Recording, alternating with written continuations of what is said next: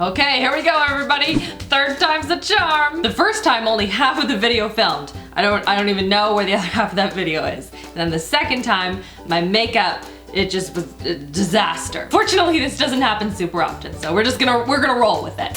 Hello everyone, I'm here today to share with you guys another beginner's makeup guide, and I did a couple of these a couple of years ago, and I've been getting a lot of requests from you guys to sort of start up the series again, and so I wanted to start and talk about drugstore foundations because I have a lot of favorites, I have a lot of new tips and tricks that I wanted to share with you guys. I did a video on it last year with some more products and tips and tricks and all that fun stuff. I will put a link in the cards and at the end of the video in case you are interested in that, but I thought it'd be fun to kind of update it, share some more things that I have learned. I've broken up this video a little bit just to make it a little easier to navigate.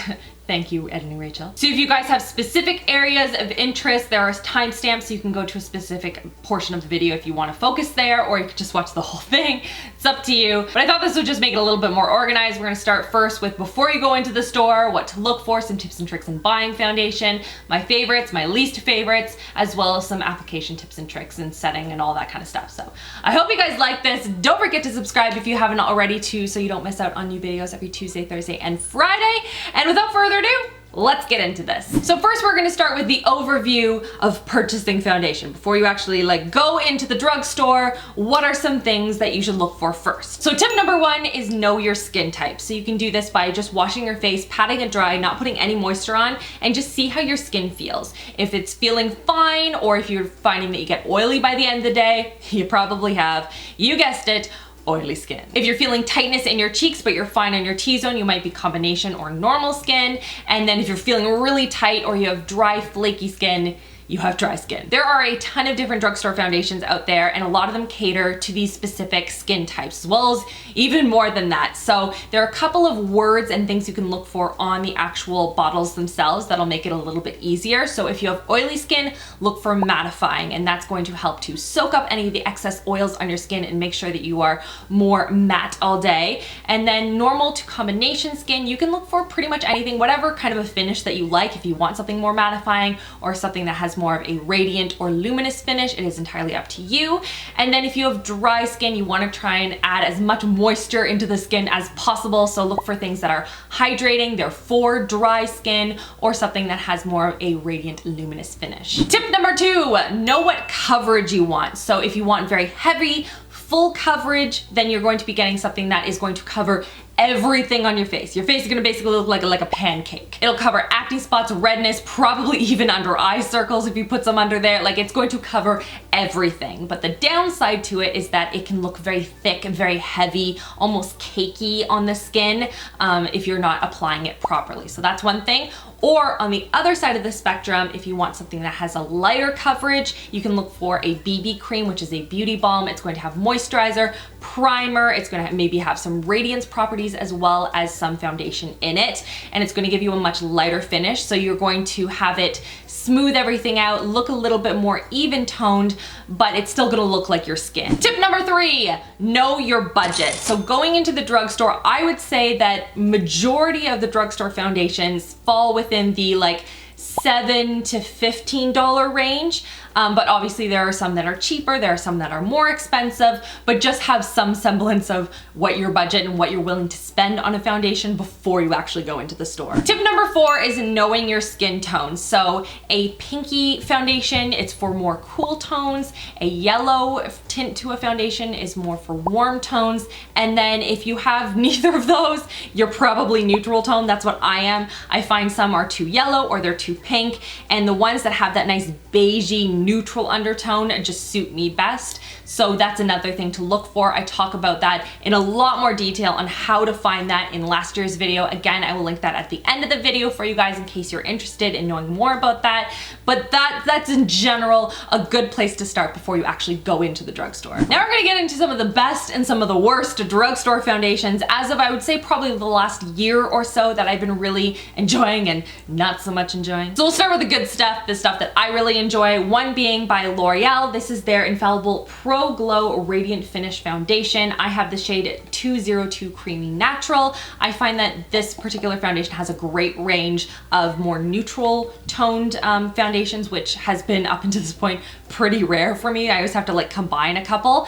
And the great thing actually about the L'Oreal foundations, just so you know, on the back they have a list of finish, the wear time, as well as coverage and texture. So it's much easier if you are new to foundation to find exactly what you're looking for. I really like it. It's what I'm wearing on my skin right now. It gives a little bit of luminosity to the skin, but it's not over the top or glittery in any way, and it's not mattifying either. So this is something that I've been enjoying. This is probably my second or maybe my third bottle of this. Really love it. Another one I really like is by Wet n Wild. This is their Photo Focus Foundation. This one is in soft beige, which is a little bit too dark for me, but I have a couple of them that I kind of mix and match depending on what level of self-tanner I am. But this one is great because it's been tested under like 7 different lighting conditions. So if you are going to be using like flash photography or something, you're not gonna have that like white cast on your skin. You've probably seen it in like celebrity photos and stuff, and they have this like area here or like maybe on their forehead where the makeup artist has used a product that has an ingredient in it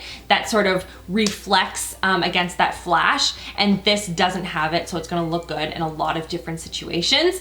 And I like the coverage. Again, it's medium coverage, it's very buildable, it works really well. The only thing, like, I don't love this, but like it has this like weird like canoe paddle thing as like the scoop, which like fine, it's not terrible, but it's not my favorite either. I would have preferred like a pump applicator, but the formula itself is really nice. Another one I really like is by Maybelline. This is their Dream Cushion Fresh Face Liquid Foundation on the go. This is a cushion foundation, and this one is different because it has a little built-in like spongy thing here, and then you open it up and it has all the foundation saturated into this like little sponge thing.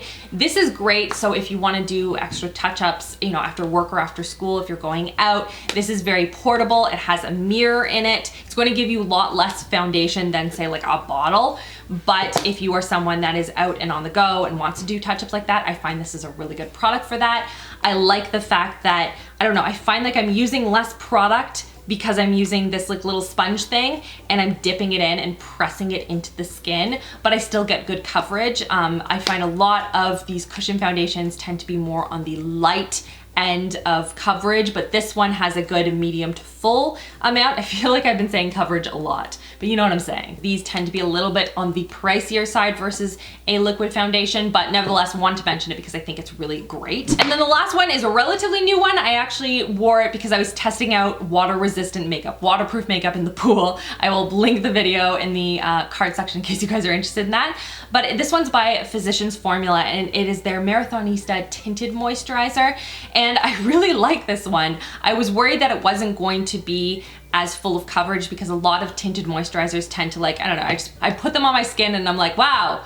So I moisturize and that is it. But this one actually has some color to it. It blends out very seamlessly, and I compared it actually against a high-end one on the other side of my face. I used the Shiseido one, and I like this one a lot better. It is supposed to be sweat-proof, water-resistant. It gives good coverage, and like the packaging is like, it's really cute. Now onto the products that I didn't so much enjoy. These are not my favorites. The first one being by NYX. This is their Total Control Drop Foundation, and essentially it's a foundation that has this like little dropper system here, and it's gonna dispense this very liquidy foundation that is super saturated with pigment. So you aren't gonna feel like you have a lot of foundation on your face, but you're gonna get the coverage you're looking for. And I will say, when I first applied this, it looks beautiful on the skin. You can mix it in with primers, you can mix it in with like a liquid highlight to give more of a dewiness to your skin, and it was great. But then I would notice by the end of the day, like it had broken up on my forehead. Like I could see like my skin through like in patchiness areas by the end of the day. So I started using like different primers, different setting powders. I used setting sprays, and nothing was making this work for me. I don't know if it's maybe just my skin type, because a lot of people swear by this, but for me, it just wasn't something I enjoyed. And then the other one is by Hard Candy. This is their Glamouflage Invisible Camouflage Foundation. This is supposed to be like a liquid powder foundation that absorbs oil. It's going to give full coverage to the skin, but it's not going to feel like full coverage.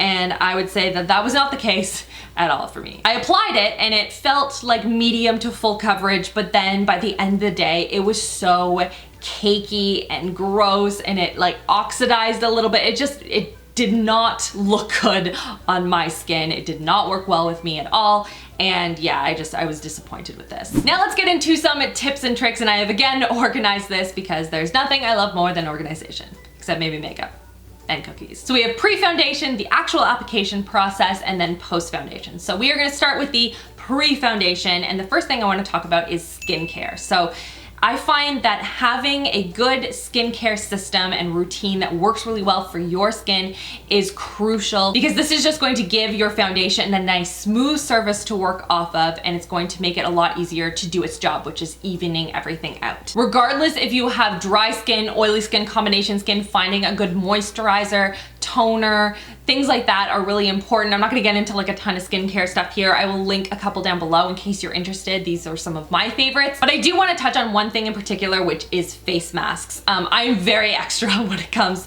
to skincare. Fully will admit that. I love a good skincare routine and lots of different options and things to make my skin look as healthy as possible.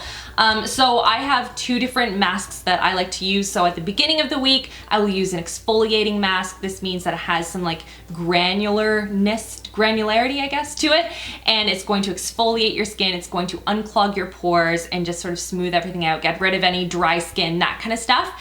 And then at the end of the week, I will do something that's more hydrating. And that doesn't necessarily mean moisturizing, because I have dehydrated skin, but my skin doesn't like really moisturizing, like oily products. And so I look for things that have like hyaluronic acid in them. But I'll do something like an overnight mask, which is basically like a nice thick gel that you put on your skin. It sinks in the morning. You have this like beautiful, glowy, healthy looking skin. Or I'll use like a sheet mask. And I just find that the combination of the two, plus having my daily skincare routine, makes all the difference for me. And then the other thing I wanted to touch on is a primer. So I can do like a whole video on like a beginner makeup guide to primer. If you guys want to see that, leave me a comment down below. Thumbs up this video if you want to see that next. But basically a primer is like the under the foundation. It's like the basement for your foundation, if that makes sense. This is going to help prep your skin for foundation. It's gonna add to the longevity of your foundation, and it can also address any skincare concerns that you might have, like enlarged pores or dryness, oiliness, things like that, and it's going to make the whole process with your foundation work a lot better. Again, I have so many primer favorites. I can make a whole video on that if that's something you guys are interested in, or if there's another topic that you guys wanna see next. Again, leave a comment down below, or if you see a comment with a topic you wanna see, give it a big old thumbs up. But yeah, primers, I love them. Now on to application. And the first thing I want to say is that foundation should be used to sort of even out the skin tone, and it doesn't necessarily need to be like applied in thick layers all over to cover any acne spots and stuff, because it's just going to look very obvious on the skin, and that's what concealer is for. Concealer is going to be a much thicker consistency. It's going to have a lot more coverage in it, so you can kind of spot apply it to areas that you want, but foundation is just going to like even everything out. Now for applying foundation, there are two different ways that I tend to go, and it's entirely up to you, whatever preference you prefer. If you want something that's going to give you more full coverage, I would suggest a kabuki brush. So something like that's going to be nice and dense, has lots of packed, soft bristles, and it's just going to, I don't know, it just gives you a nice soft finish. It's not going to absorb a lot of the product, and so all the product is going to stay on your face. And then I also enjoy using like a blending sponge. This is the one, I actually used it today, so it's very dirty. This one is by L'Oreal, and I like these, although they do tend to soak up a little bit more foundation. I find that it gives you the most natural looking finish even for a full coverage foundation. When you wet it, it is going to expand, and then you can kind of apply it over your foundation to smooth everything out. It's going to help it to sink into the skin better. I actually even use it after I set my foundation, which stay tuned, I'll get to that in a second. And I'll make it a little bit more damp, and then I'll press it over my skin, and that will eliminate any of the excess cakiness and powderiness to my skin. And the last thing I want to mention is to use really thin layers when you're applying foundation. Think of it sort of like nail polish.